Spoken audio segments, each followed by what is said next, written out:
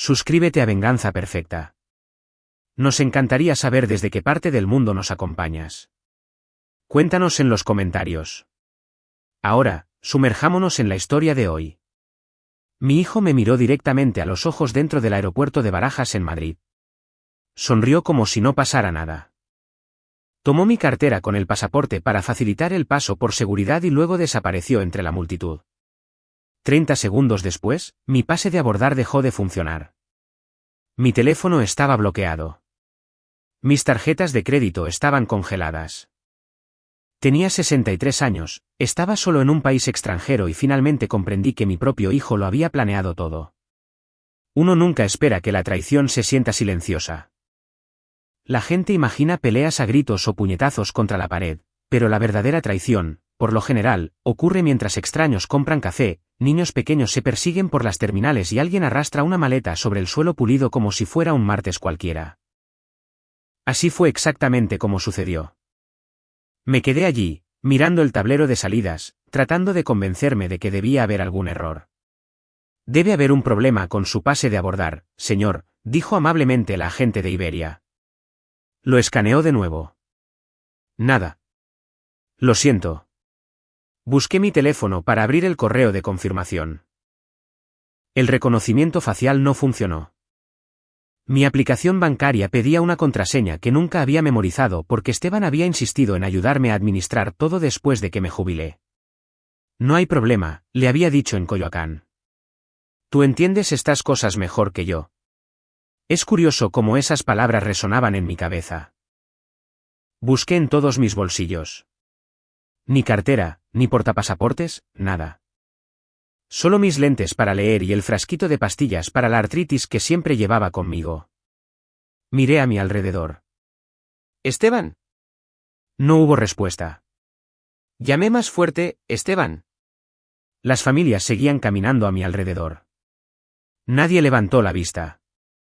Durante unos 10 minutos, honestamente creí que se había perdido. Entonces noté algo. La puerta ya había comenzado el embarque y mi hijo no estaba por ningún lado. Corrí hacia el mostrador. Mi hijo ya está en ese vuelo. La agente revisó su pantalla. Parece que abordó hace aproximadamente 12 minutos. ¿12? Ella asintió. ¿Abordó solo? ¿Solo? Esa palabra me golpeó más fuerte que cualquier otra cosa que hubiera dicho. Una semana antes, estábamos en la entrada de mi casa en Coyoacán, Ciudad de México, subiendo el equipaje a la camioneta. Se suponía que serían nuestras primeras vacaciones de padre e hijo en años. Un crucero por el Mediterráneo, Italia, Grecia, España. Yo había pagado todo. No porque Esteban no pudiera permitírselo. Ganaba más dinero del que yo jamás tuve. Se dedicaba a los bienes raíces comerciales en la Ciudad de México y hablaba constantemente de apalancamiento, plusvalía, flujo de efectivo y estrategias fiscales. Eso sonaba como otro idioma para mí. Pagué porque quería pasar tiempo con mi muchacho. Tan simple como eso. Después de que mi esposa Laura murió hace 8 años, la vida se hizo más pequeña. La casa se mantenía limpia porque ya nadie la desordenaba. La televisión permanecía apagada la mayoría de las noches. Las cenas de Navidad se volvieron más cortas. La jubilación no era tan pacífica como la gente imagina. Tu cuerpo se vuelve más lento. Te duelen las rodillas al subir escaleras. Los amigos empiezan a hablar de medicamentos en lugar de vacaciones. Luego, cada pocos meses, aparece otro obituario en tu buzón. Te das cuenta de que el tiempo no se está acelerando, simplemente se te está acabando. Cuando Esteban sugirió que hiciéramos un viaje juntos, pensé que tal vez finalmente nos estábamos reencontrando. Resulta que no era así.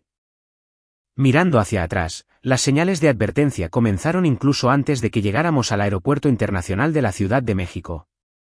¿De verdad necesitas esos zapatos ortopédicos? Me ayudan. Hacen que parezcas de 80. Tengo 63. ¿Exacto? Se rió. Yo también me reí. Eso es lo que hacemos los padres. Nos convencemos de que los pequeños insultos no importan. En el crucero, criticó casi todo. Qué camino muy lento. Que doy demasiada propina. Que hacía demasiadas preguntas durante las visitas guiadas. Que prefería café en lugar de cócteles. Suenas como un viejo, me decía. Bueno, yo era viejo. ¿Cómo se suponía que debía sonar? Aún así, lo dejé pasar cada vez. La verdadera pelea ocurrió 2 noches antes de volar a casa. Estábamos sentados afuera de un restaurante de mariscos con vistas a la Gran Vía en Madrid. El atardecer era hermoso. Apenas lo noté. Esteban deslizó varios documentos sobre la mesa. He querido preguntarte algo. Me ajusté los lentes. ¿Qué es? Planificación patrimonial. Fruncí el ceño. Ya tengo un testamento. Esto es diferente. Hablaba de la manera en que la gente de bienes raíces siempre parece hablar, rápido, con confianza, como si cada decisión tuviera una fecha de vencimiento. Si pones la casa en una estructura diferente ahora, ahorrará impuestos más adelante. No sé lo suficiente sobre eso. No tienes que saberlo. Me gustaría que Horacio lo revisara. Horacio Benítez había sido mi mejor amigo durante 40 años. Un banquero jubilado. Nunca se apresuraba para nada. Esteban suspiró ruidosamente. Papá, Horacio está jubilado. Yo también. No sonrió. Solo necesita tu firma. Esperaré hasta que llegue a casa. ¿No confías en mí? Ahí estaba, la trampa más vieja del mundo, la confianza. Lo miré directamente a la cara. No se trata de confianza. Entonces firma. No. Se reclinó en su silla. ¿Sabes cuál es tu problema? Estoy seguro de que estás a punto de decírmelo. ¿Crees que todo el mundo intenta robarte? Me reí. No, hijo. Creo que todo el mundo debería leer antes de firmar. Su mandíbula se tensó. La cena terminó 5 minutos después. Ninguno de los dos habló durante el viaje en taxi de regreso al hotel. A la mañana siguiente, actuó como si nada hubiera pasado. Me compró café, me preguntó si mis rodillas se sentían mejor, incluso cargó una de mis maletas. Recuerdo haber pensado que tal vez ambos nos habíamos calmado. Ahora, de pie solo dentro del aeropuerto de Madrid, me di cuenta de que simplemente había cambiado de táctica. Caminé hacia un mostrador de información. Necesito ayuda. El joven empleado hablaba un español excelente. Perdí mi pasaporte. Podemos contactar al Consulado de México. Mi cartera también desapareció. Lo siento. La tiene mi hijo. Parpadeó. ¿Su hijo? Creo. Incluso decir esas palabras sonaba ridículo. ¿Quién abandona a su propio padre en el extranjero? Me senté cerca de un puesto de café porque de repente sentí las piernas débiles. No había comido desde el desayuno. El olor a pan recién hecho flotaba por la terminal. La gente reía. Los anuncios resonaban por los altavoces. En algún lugar cercano, un bebé lloraba. La vida seguía avanzando. La mía se había detenido. Apoyé los codos en las rodillas y me quedé mirando el suelo. Fue entonces cuando la voz de una mujer interrumpió silenciosamente mis pensamientos. Disculpe. Levanté la vista. Tenía más o menos mi edad. Cabello plateado recogido elegantemente detrás de los hombros. Un sencillo blazer azul marino.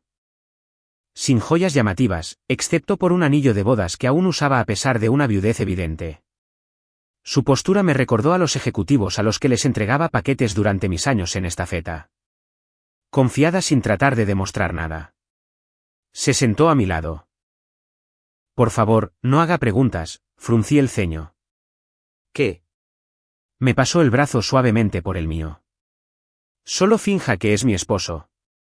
Honestamente, me pregunté si finalmente me había desmayado por el estrés. Lo siento.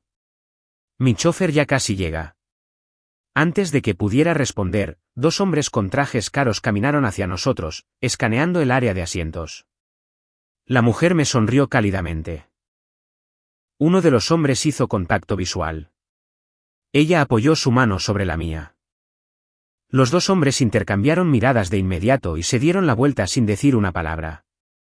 Ella soltó un lento suspiro. Gracias. ¿Qué fue eso? Se lo explicaré. Estudió mi rostro por un momento. Luego preguntó en voz baja, ahora dígame algo. ¿Qué? ¿Qué le pasó? Abrí la boca. No salió nada. Por primera vez en todo el día, ya no podía fingir que estaba bien.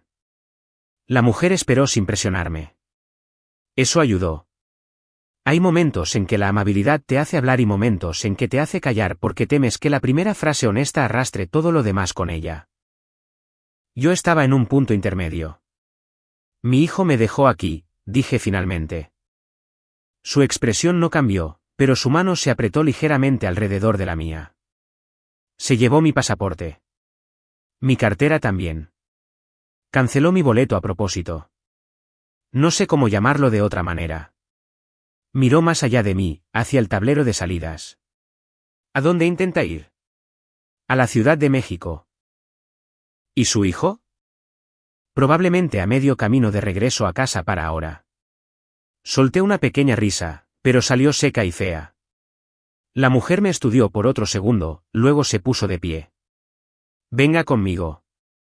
Ni siquiera sé su nombre. Aclaré la garganta. Victoria del Monte. Javier Mendoza. Bien. Ahora no somos extraños. Así no es como funcionan los extraños. Por primera vez, sonrió. Buen punto. Me guió a través de la terminal a un ritmo rápido que mis rodillas no apreciaron. Hice lo mejor que pude para seguirle el paso sin cojear demasiado. Llegamos a una salida privada donde una camioneta Mercedes negra esperaba afuera. Un chofer con traje gris carbón abrió la puerta trasera. Señora del Monte. Él es el señor Mendoza. Viene con nosotros. El chofer no parpadeó. Sí, señora. Me detuve junto a la camioneta. Agradezco la oferta, pero realmente debería contactar al consulado. Debería, dijo Victoria. Y lo haremos. Nosotros. Actualmente no tiene identificación, ni dinero, ni un teléfono que funcione. Así que, sí, nosotros. No estaba acostumbrado a que me dirigieran. Había pasado 35 años resolviendo problemas para otras personas. En estafeta, podía mirar un horario de carga y decirte dónde ocurriría el cuello de botella antes de que el primer camión retrocediera. Había capacitado a supervisores que tenían la mitad de mi edad y calmado a conductores que me doblaban en tamaño. Ahora no podía comprar una botella de agua. Esa comprensión dolió más de lo que esperaba. Victoria notó que miraba al suelo. No está indefenso, Javier. Me siento bastante cerca. Fue robado por alguien en quien confiaba. Eso es diferente. El viaje nos llevó por el centro de Madrid, pasando por muros de piedra, aceras concurridas y edificios de apartamentos que se alzaban detrás de hileras de árboles. Madrid se veía hermosa bajo la luz del atardecer. La resentí por ser hermosa.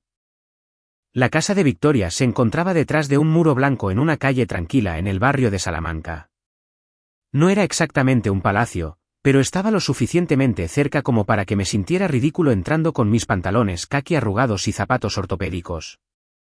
Una empleada doméstica trajo té y un plato de pan caliente, aceitunas y queso.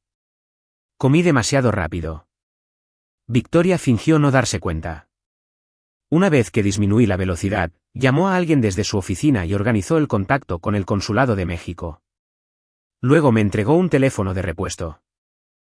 Llame a alguien en casa. Sabía exactamente a quién. Horacio respondió al segundo timbrazo. Javier. Escuchar su voz casi acaba conmigo. Sí. ¿En dónde diablos estás? Esteban dijo que cambiaste tus planes. Todavía estoy en Madrid. Hubo un silencio. ¿Qué quieres decir con, todavía? Se lo expliqué en partes.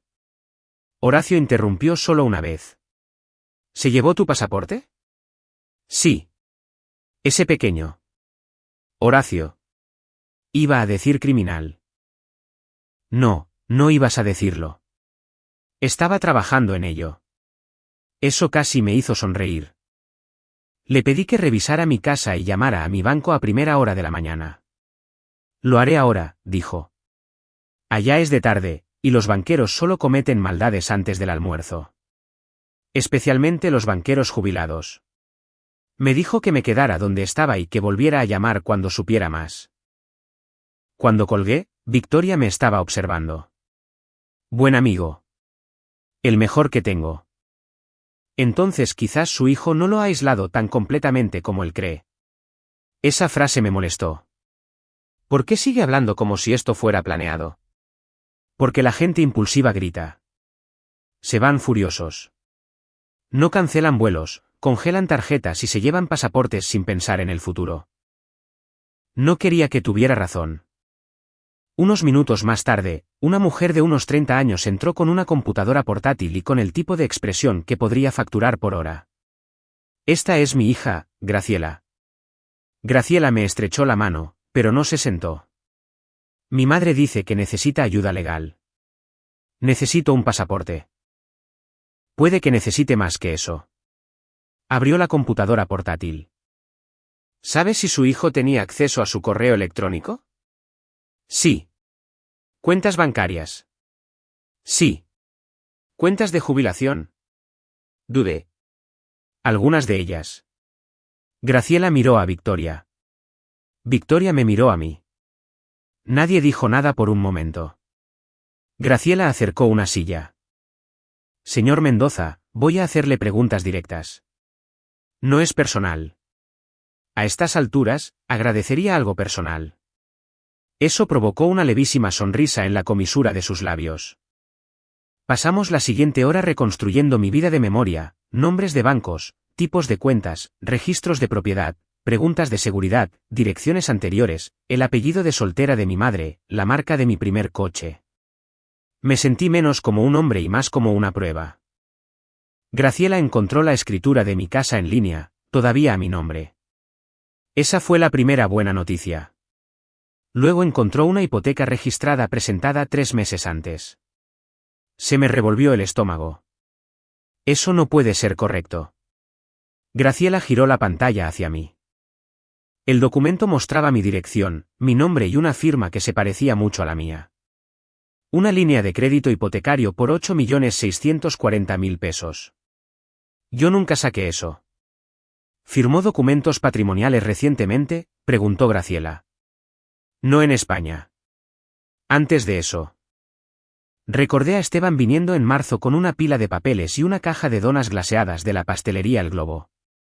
Dijo que eran actualizaciones de rutina después de que cambié los beneficiarios de una vieja póliza de seguro de vida. Firmé donde él señaló. No leí todas las páginas. Mi rostro debió haber cambiado porque Victoria se inclinó hacia adelante. ¿Qué recuerda? Donas. Graciela me miró fijamente. Donas. Trajo donas. Victoria cerró los ojos brevemente. Eso es casi un insulto. Funcionó, dije. La habitación se quedó en silencio. Graciela buscó en otra base de datos, luego en otra. Encontró transferencias de una de mis cuentas de jubilación a una sociedad de responsabilidad limitada vinculada a un proyecto de apartamentos que Esteban poseía cerca de Santa Fe.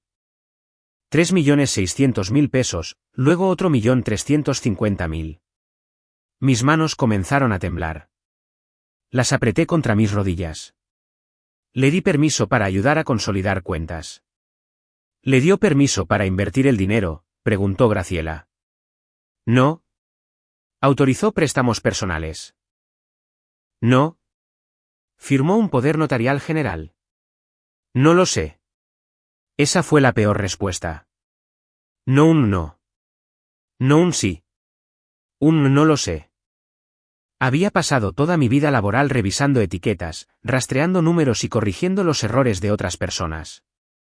Sin embargo, le había entregado a mi hijo el control legal porque no quería que pensara que era terco o desconfiado. Me levanté demasiado rápido. Un dolor agudo atravesó mi rodilla derecha. Victoria me sujetó el codo antes de que golpeara la mesa. Necesito aire. Me acompañó a la terraza. Debajo de nosotros, las luces de los barcos se movían sobre el agua oscura. Durante un rato, ninguno de los dos habló. Luego dije, yo lo crié mejor que esto. Quizás lo hizo. Eso no tiene sentido. Los padres proporcionan valores.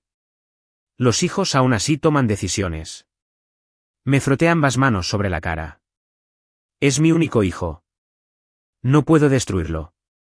La voz de Victoria se mantuvo tranquila. Detenerlo no es destruirlo. Antes de que pudiera responder, sonó el teléfono de repuesto. Horacio. Lo puse en altavoz. Javier, dijo, respirando con dificultad. Estoy afuera de tu casa. ¿Qué pasó?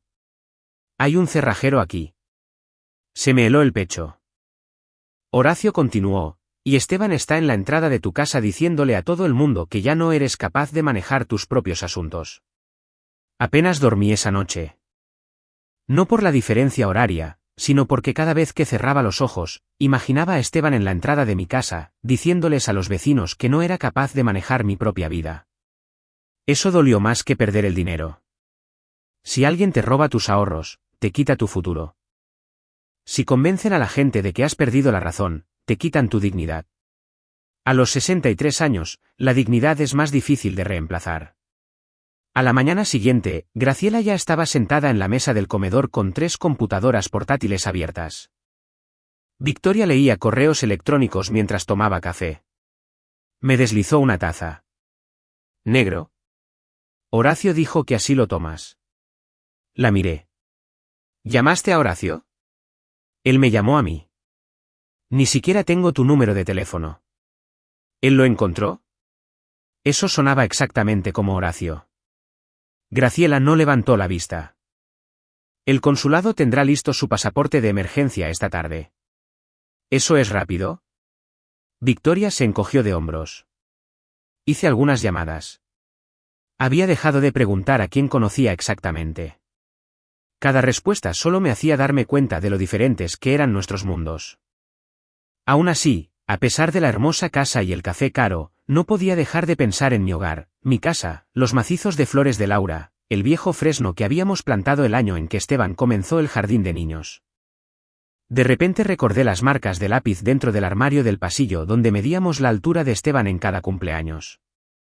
Si vendía esa casa, esas marcas desaparecerían para siempre. Victoria pareció leer mi rostro. Vamos a regresar. ¿Cuándo? ¿Esta tarde? Pensé que tenías reuniones. Las tengo. En la Ciudad de México. La miré fijamente. ¿Planeaste eso? No. Sonrió. Pero el momento es conveniente. 20 horas después, aterrizamos en el Aeropuerto Internacional de la Ciudad de México. El olor familiar a café, pretzels y alfombra de aeropuerto de alguna manera se sintió reconfortante. México, mi hogar. Graciela alquiló una camioneta. Victoria insistió en sentarse en la parte de atrás conmigo en lugar de tomar el asiento del copiloto. ¿Te ves nervioso? Lo estoy. ¿Qué es lo que más te preocupa? Lo pensé.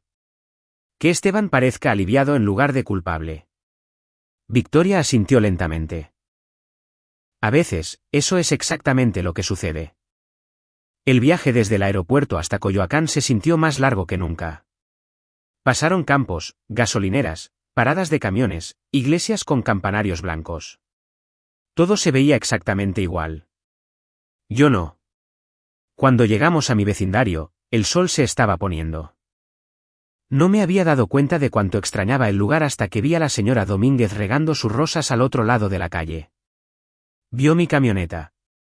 Su boca literalmente se abrió. Javier. Salí. Hola, Carolina. Cruzó la calle apresuradamente. Dios mío. Me abrazó con tanta fuerza que me tronó la espalda. Esteban dijo. Se detuvo. ¿Qué dijo Esteban? Su cara se puso roja como un tomate. Dijo bueno. Adelante.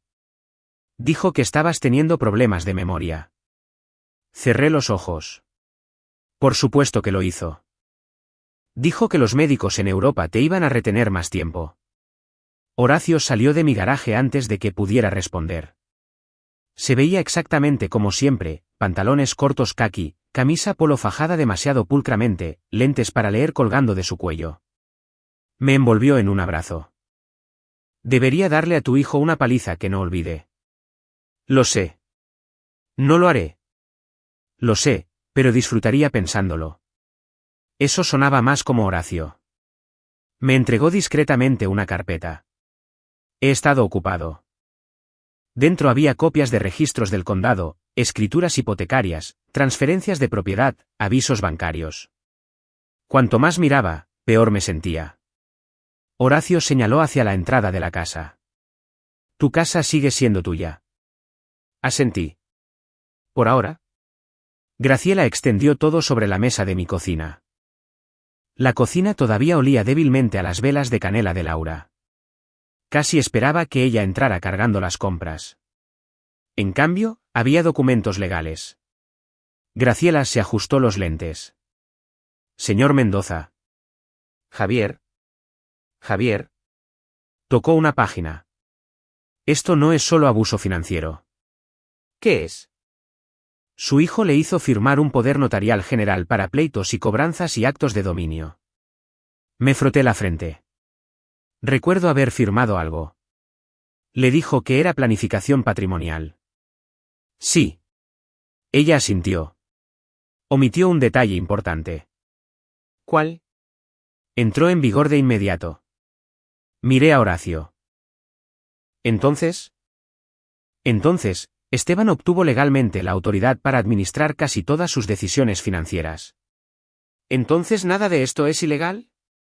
Graciela negó con la cabeza. No necesariamente.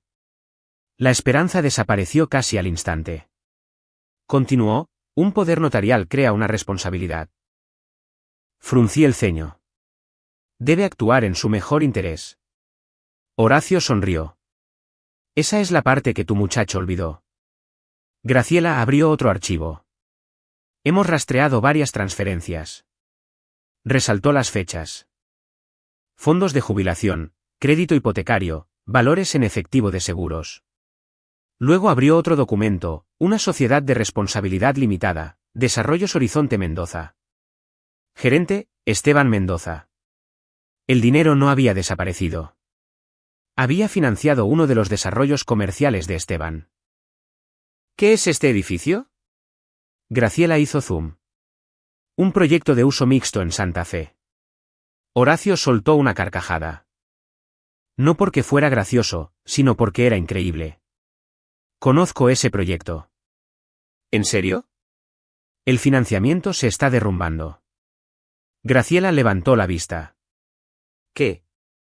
Horacio se reclinó. La mitad de los inquilinos se echaron para atrás. No es broma. Los bancos han estado nerviosos durante meses. Miré entre ellos. Entonces, Graciela terminó mi oración. Si ese proyecto fracasa. Horacio asintió en silencio. Tu dinero de la jubilación se va con él. La habitación se volvió dolorosamente silenciosa. Victoria no había dicho una palabra desde que nos sentamos. Ahora finalmente habló. Quisiera la dirección del proyecto. Graciela se la dio. Victoria escribió algo en su teléfono. Menos de 30 segundos después, sonó. Respondió, hola, Miguel. Se dirigió al patio trasero. Horacio se acercó. ¿Quién es ella exactamente? Honestamente, no lo sé. Definitivamente es más rica que yo. Eso ya lo había deducido. Y más inteligente. Eso también lo deduje. Cuando Victoria regresó, parecía pensativa. Interesante. ¿Qué?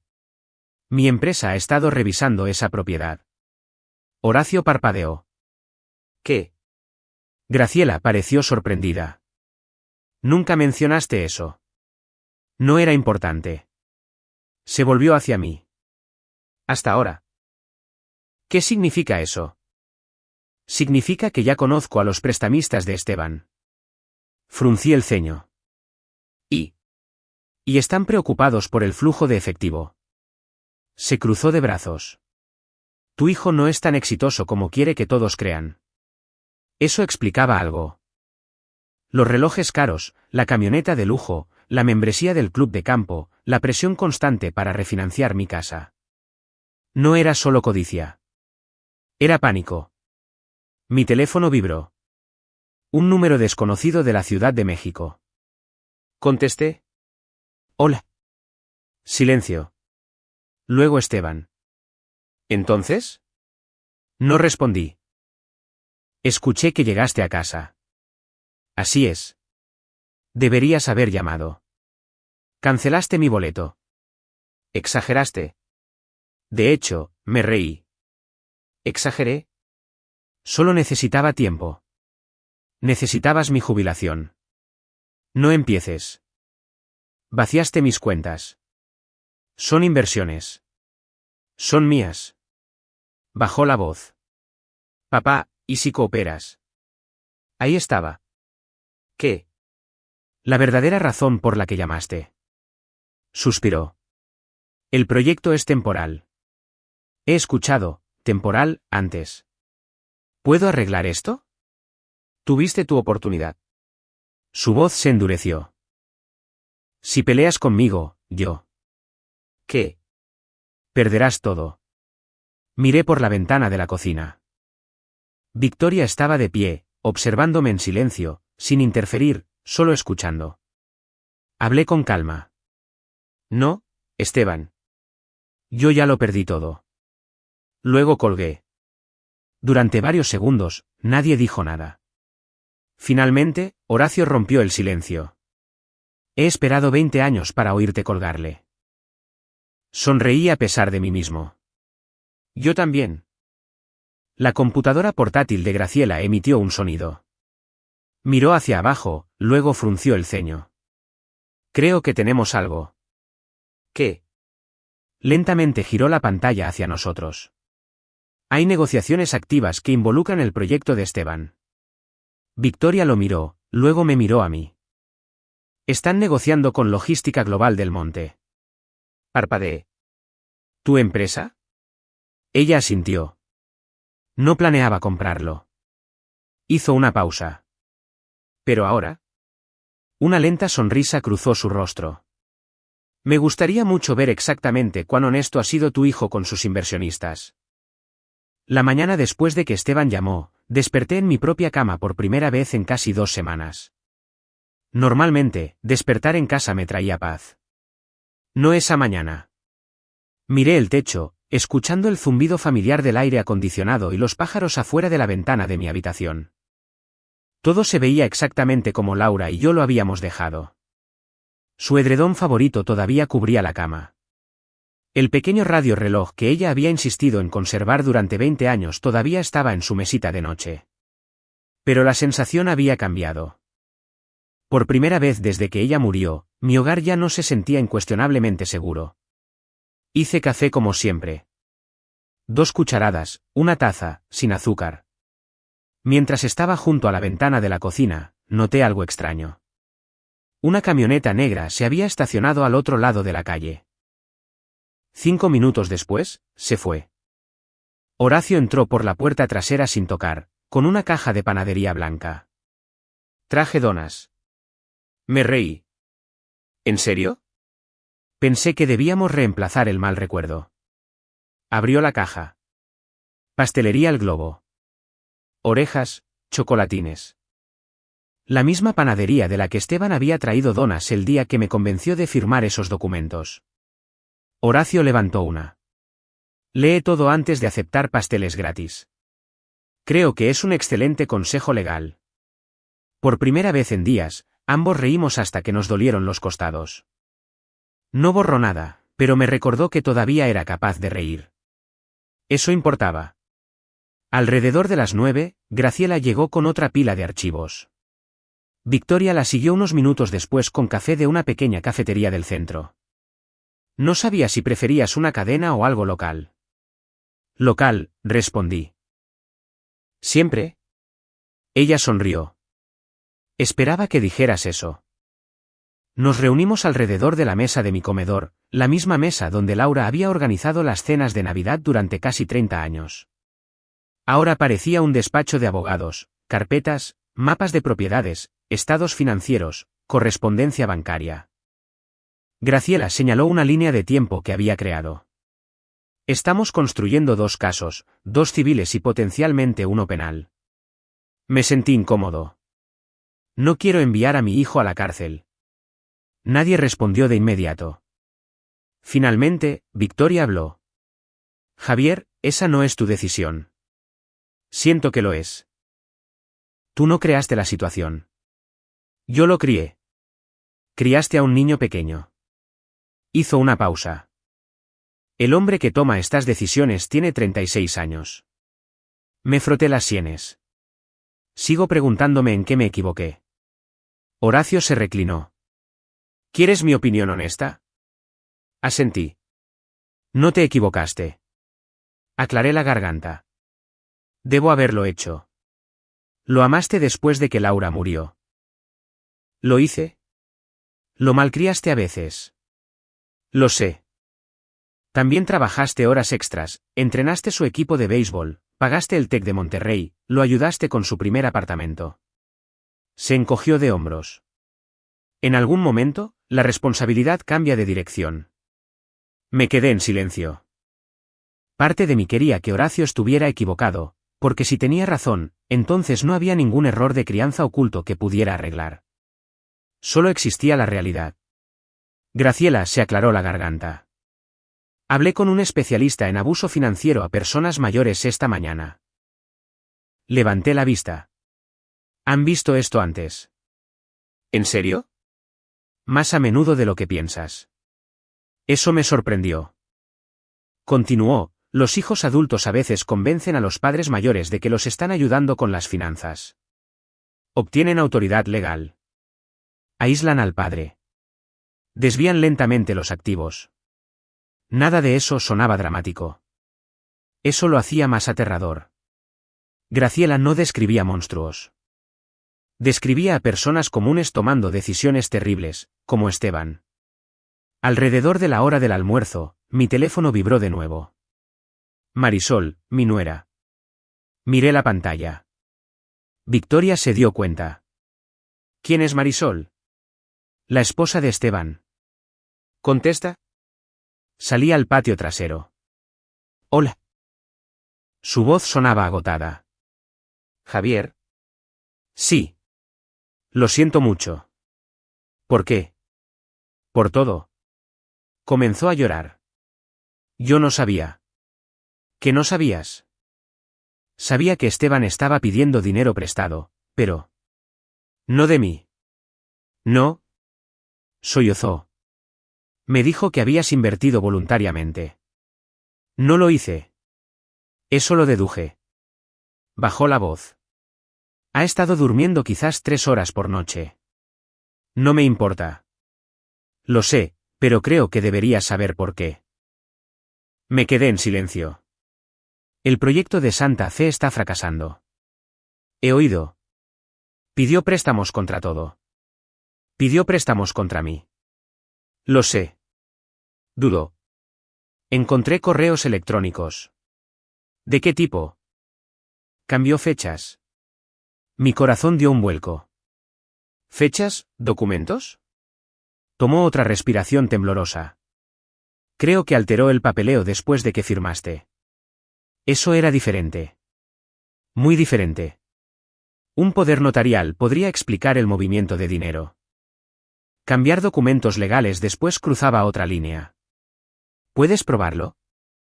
Le reenvié todo a Graciela. ¿Conoces a Graciela? Me llamó ayer.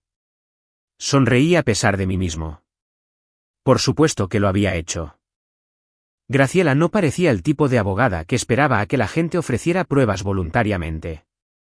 Marisol habló de nuevo. No creo que mi matrimonio sobreviva a esto. No supe qué decir. Después de un largo silencio, finalmente respondí honestamente. Lo siento. Yo también. Colgó. Cuando volví a entrar, Graciela ya tenía los correos electrónicos abiertos. Levantó la vista. Esto ayuda. ¿Cuánto? ¿Mucho? Amplió un archivo adjunto. Metadatos, marcas de tiempo, historial de revisiones. Creo que editó las páginas de firmas. Horacio silbó suavemente. Eso cambia las cosas. Victoria permaneció inusualmente callada. Simplemente nos observaba a todos. Finalmente, pregunté, ¿en qué estás pensando? Que la desesperación hace que las personas inteligentes sean descuidadas. Los siguientes días se volvieron extrañamente ocupados. En lugar de sentarme a sentir lástima por mí mismo, me encontré ayudando al equipo de logística de Victoria. Su empresa había alquilado temporalmente un espacio de almacén en las afueras de la Ciudad de México mientras negociaba varios contratos en el centro del país. Una tarde, visité una de las instalaciones. Los viejos hábitos volvieron de inmediato. Noté tarimas apiladas demasiado juntas. El tráfico de montacargas cruzando los carriles peatonales. Horarios de carga que desperdiciaban casi 45 minutos cada mañana. Aclarando la garganta, tomé un marcador. ¿Puedo mostrarte algo? El gerente del almacén se encogió de hombros. Claro. En 20 minutos, habíamos reorganizado las asignaciones de recepción. Los conductores dejaron de esperar.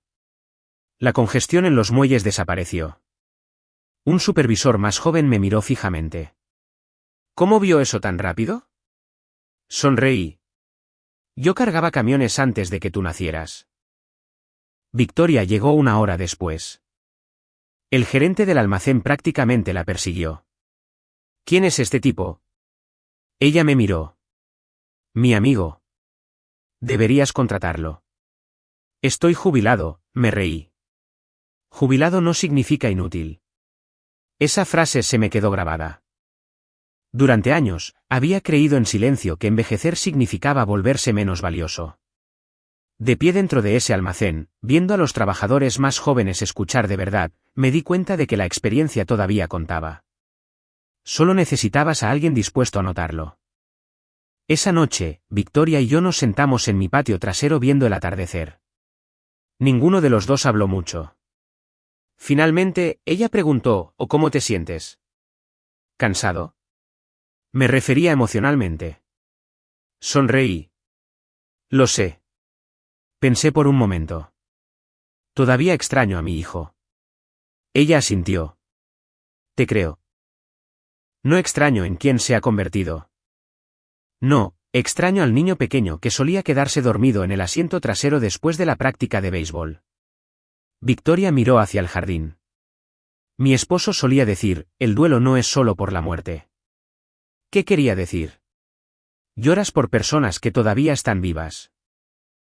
Ninguno de los dos habló después de eso. El silencio se sintió cómodo, casi sanador. A la mañana siguiente, Graciela llamó antes del desayuno. Tengo noticias. Buenas. Potencialmente, ¿y qué pasó? La Fiscalía General de la República remitió los registros financieros a investigadores federales especializados en explotación financiera de personas mayores. Respiré lentamente.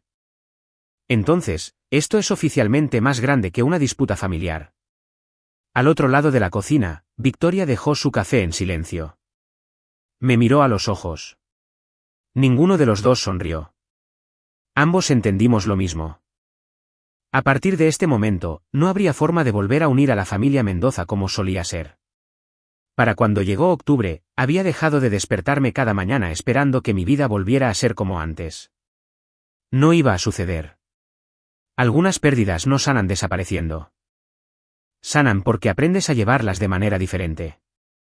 La investigación federal avanzaba silenciosamente en segundo plano. Graciela me recordaba que no esperara arrestos dramáticos ni cámaras de televisión. Los casos financieros reales llevaban tiempo. Mientras tanto, Esteban tenía un problema mucho más inmediato. Su desarrollo en Santa Fe se estaba quedando sin dinero.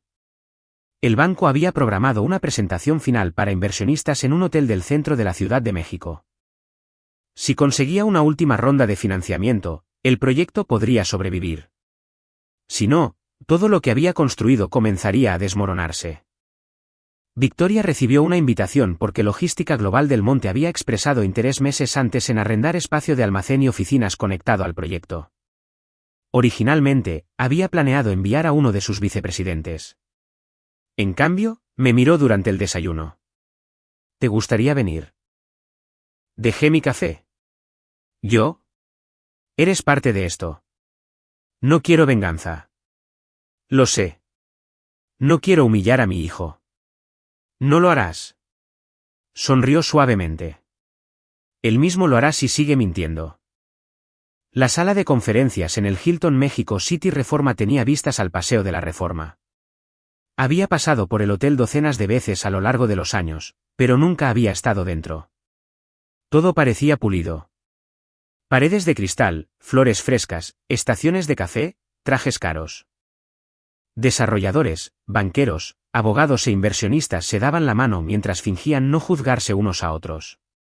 De repente me sentí muy fuera de lugar. Victoria lo notó. Cargaste camiones de reparto durante 35 años. ¿Lo hice? Te ganaste tu lugar en habitaciones como esta mucho antes de que la mayoría de esta gente se ganara el suyo. Eso ayudó más de lo que probablemente se dio cuenta. Tomamos asiento cerca de la parte de atrás.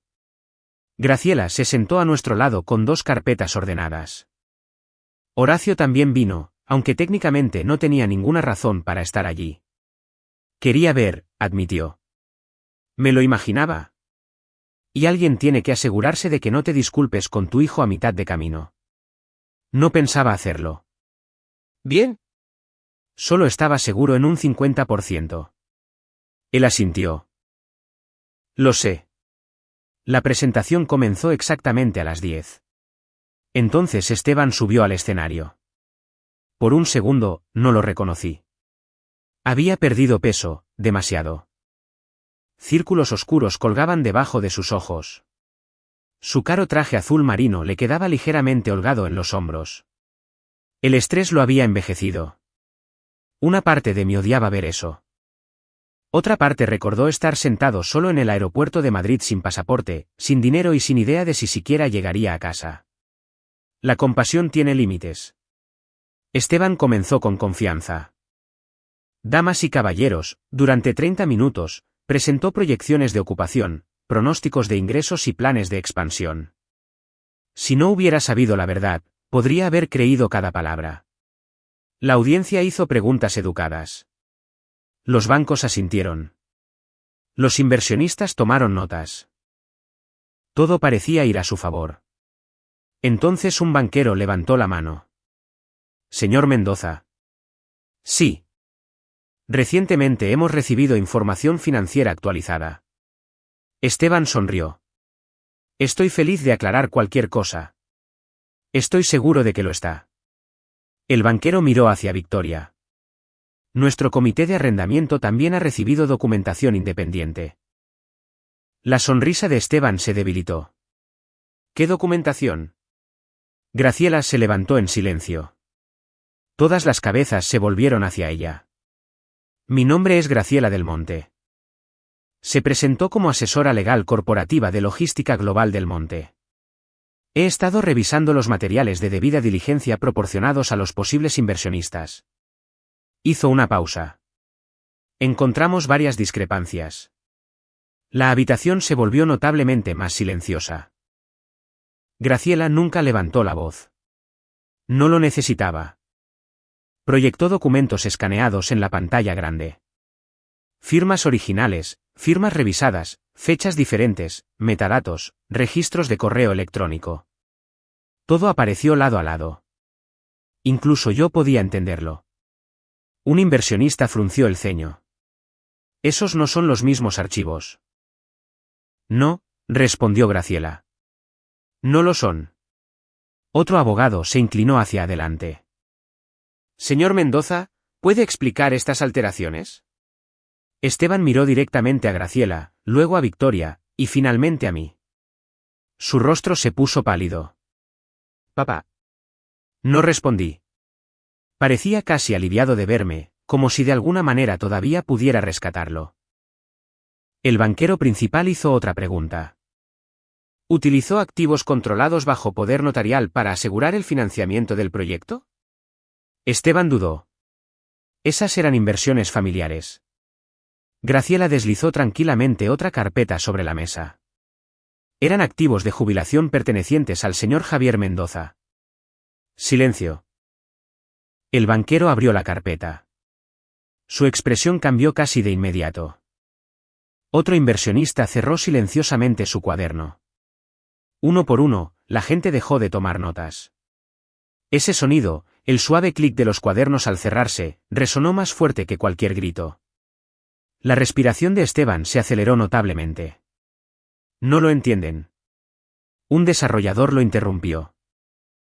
Entonces explíquenos. Fue temporal. Alguien más habló. Usted representó esos fondos como capital personal sin restricciones. ¿Lo eran? No lo eran. No. Se frotó ambas manos por la cara. No entienden la presión.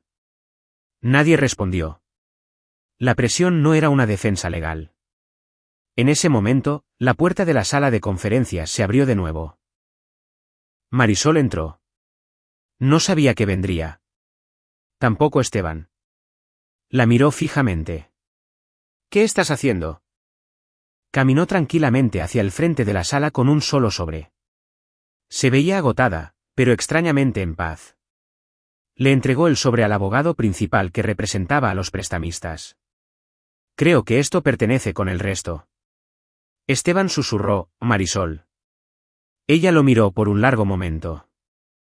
Te rogué que dijeras la verdad. Estaba tratando de salvarnos. Te estabas salvando a ti mismo. Sin ira, sin gritos, solo decepción. De alguna manera, dolió más. El abogado abrió el sobre. Correos electrónicos adicionales, borradores de contratos, más documentos revisados. Los pasó silenciosamente a los representantes del banco. Uno tras otro, los inversionistas comenzaron a levantarse, no dramáticamente, simplemente se iban. Uno le estrechó la mano a Victoria antes de salir. Otro se disculpó por hacer perder la mañana a todos. En minutos, casi la mitad de la sala estaba vacía. La presentación había terminado. No oficialmente. La realidad la había terminado. Esteban de repente se volvió hacia mí. ¿Esto es lo que querías? Me levanté lentamente. Mis rodillas me recordaron que tenían 63 años. Caminé hacia el frente de la sala, lo suficientemente cerca para mirar a mi hijo directamente a los ojos. Quería a mi hijo de vuelta. Tragó saliva. Destruiste todo. Negué con la cabeza. No, tú lo hiciste. No, Esteban. Mantuve mi voz tranquila, así que escucha con atención. La habitación estaba lo suficientemente silenciosa como para escuchar el aire acondicionado. Envejecer no me hizo débil. Hice una pausa. Amarte me cegó. Sus hombros cayeron. Por primera vez desde que comenzó esta pesadilla, no tenía ningún argumento, ninguna explicación inteligente, ninguna nueva mentira, solo silencio. Detrás de nosotros, dos investigadores se acercaron al Consejo Legal del banco para comenzar a recopilar los documentos que se habían presentado voluntariamente durante la reunión. Nadie esposó a Esteban.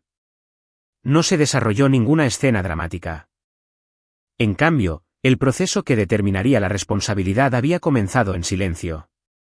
Victoria tocó mi hombro. ¿Listo para irnos? Miré a Esteban por última vez. Se veía más pequeño de alguna manera. No físicamente, espiritualmente.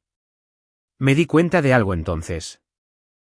El hombre que estaba frente a mí no era el niño pequeño que solía andar en bicicleta por la entrada de nuestra casa. Ese niño se había ido hacía años. Simplemente no había querido admitirlo. Sin otra palabra, me di la vuelta y me alejé. La gente me pregunta cómo terminó la historia. Generalmente esperan algo dramático. Una sentencia de prisión, un discurso en el tribunal, mi hijo rogando por perdón. La vida real casi nunca te da finales tan limpios. En cambio, te da martes por la mañana. Unos 6 meses después de esa reunión en el Hilton, estaba en mi patio trasero podando los rosales que Laura había plantado años antes. No era muy bueno en jardinería. Ella solía bromear sobre eso. Puedes organizar un garaje con precisión militar, decía, pero de alguna manera siempre podas la rama equivocada.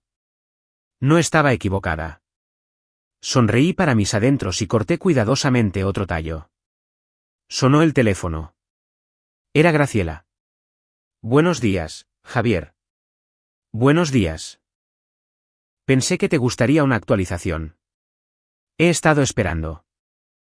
Se había convertido en parte de mi vida de una manera que ninguno de los dos esperaba. No solo como la hija de Victoria o mi abogada, sino como alguien que llamaba simplemente porque le importaba. El caso civil ha terminado. Y el juez aprobó el acuerdo. Me apoyé en la cerca. Dime primero las buenas noticias. Se rió. Recuperaste tu casa, libre de toda deuda. Cerré los ojos. La hipoteca que Esteban había puesto en ella había sido eliminada después de que el tribunal determinara que había excedido su autoridad y se había basado en documentación engañosa. Mi hogar era finalmente mío de nuevo. ¿Y las cuentas de jubilación? Recuperamos la mayoría. La mayoría, no todas. No lo endulzó. Parte del dinero había desaparecido en inversiones fallidas mucho antes de que alguien se diera cuenta de lo que Esteban estaba haciendo. No se pudo recuperar. Respiré lentamente. Puedo vivir con eso. Pensé que lo harías.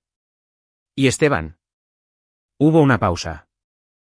El caso penal todavía está avanzando en el sistema. Aceptó la responsabilidad de varios cargos relacionados con el fraude en lugar de llevar todo a juicio. Eso sonaba como Esteban, incluso al final, tratando de negociar. Enfrentará las consecuencias. Sí, pero la sentencia exacta depende del juez. Entiendo. Cuando colgamos, me senté en los escalones del patio trasero durante mucho tiempo. Esperaba sentirme victorioso. En cambio, me sentí principalmente cansado. No físicamente, emocionalmente. La ira requiere mucha energía para llevarla. Dejarla ir resulta ser agotador también. Unas semanas después, Victoria me invitó a la Ciudad de México, no por negocios, a cenar. Había convertido parte de logística global del monte en algo que admiraba más que cualquier almacén u oficina. Una fundación que ayudaba a personas mayores que habían sido explotadas financieramente. Algunos habían perdido sus ahorros de jubilación. Otros habían firmado documentos que no entendían. Un señor casi había perdido su granja familiar. Escuchar sus historias fue extrañamente reconfortante, no porque disfrutara escuchándolas, sino porque me di cuenta de que no era el único que había confiado en la persona equivocada. Victoria me presentó al grupo. Él es Javier. Sin un largo discurso, sin una lista de lo que había sucedido, solo él es Javier. Después de que terminó la reunión, un hombre de mi edad me detuvo cerca de la mesa de café. Escuché parte de su historia. Asentí. Mi hija me quitó todo. Lo miré. Pensé que era el único tonto. No lo eras. Ni yo tampoco. Nos quedamos allí casi 20 minutos hablando de nietos, de la presión arterial y de lo imposible que se había vuelto encontrar una ferretería decente. Se sintió maravillosamente ordinario. Por primera vez en meses, mi pasado no era lo más interesante de mí. Victoria y yo nunca apresuramos lo que sea que estuviera sucediendo entre nosotros. Quizás sea porque ambos éramos lo suficientemente mayores para saber que la soledad y el amor no son lo mismo. A veces cenábamos.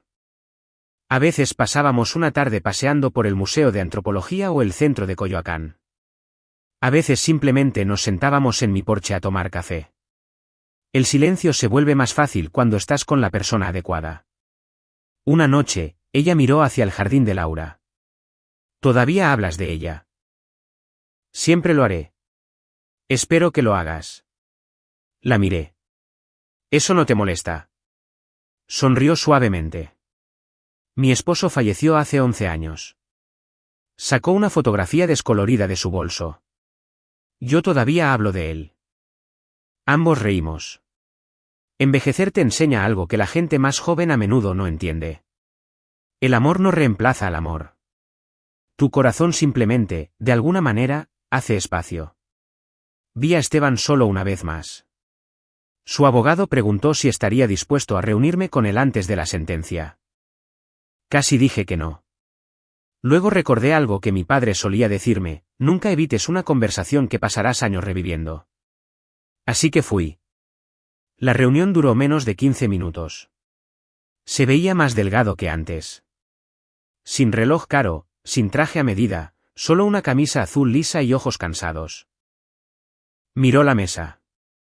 Lo siento. Esperé. No dijo nada más. Finalmente, pregunté: ¿por qué lo sientes? Dudó. Me dejé llevar. No. Levantó la vista. Tomaste decisiones. Silencio. Seguía diciéndome a mí mismo que arreglaría todo antes de que te dieras cuenta. Lo sé. Nunca quise. Su voz se quebró. Nunca quise dejarte allí. Esa frase me tomó por sorpresa. De todo. Eso era lo que más lo atormentaba. Te creo. ¿En serio? Creo que no te despertaste planeando abandonar a tu padre en un aeropuerto. Hice una pausa. Pero una vez que comenzaste a tomar malas decisiones, se volvieron más fáciles. Asintió lentamente. No espero que me perdones. No lo hago. Su rostro se descompuso. Luego agregué: el perdón y la confianza no son lo mismo. Parecía confundido. He dejado ir mi ira. Me levanté. Pero nunca más te entregaré la responsabilidad de mi vida. Asintió. Entiendo. Quizás lo hizo. Quizás no. De cualquier manera, el límite finalmente estaba claro. Hoy, mi vida es más tranquila que antes. Soy voluntario 2 veces por semana en la Fundación de Victoria, ayudando a personas mayores a comprender documentos financieros básicos antes de que los firmen. Nada complicado, solo lenguaje sencillo. A veces, todo lo que alguien necesita es otro par de ojos que pregunten: ¿realmente has leído esto? Horacio todavía pasa todos los sábados por la mañana con donas. Ahora, ambos leemos las etiquetas antes de abrir la caja. Insisten que es nuestra nueva tradición. Creo que a Laura le habría hecho gracia. Las marcas de lápiz dentro del armario de mi pasillo todavía están allí. También los recuerdos. Algunos dolorosos, la mayoría hermosos. En cuanto a la venganza, la gente piensa que la venganza significa hacer sufrir a alguien. He aprendido algo diferente. La mayor venganza es negarse a que la traición de otra persona se convierta en el resto de tu historia. Mi hijo se llevó mi pasaporte. Casi se llevó mi jubilación. Casi se lleva mi casa. Pero no se llevó los años que aún me quedaban. Esos me pertenecían a mí. Y finalmente, comencé a vivirlos. Si esta historia te recordó a alguien que amas, o incluso a ti mismo, espero que te anime a hacer una pregunta más antes de firmar cualquier cosa y a proteger tu paz sin sentirte culpable. Gracias por pasar este tiempo conmigo y te deseo buena salud y buena gente a tu lado.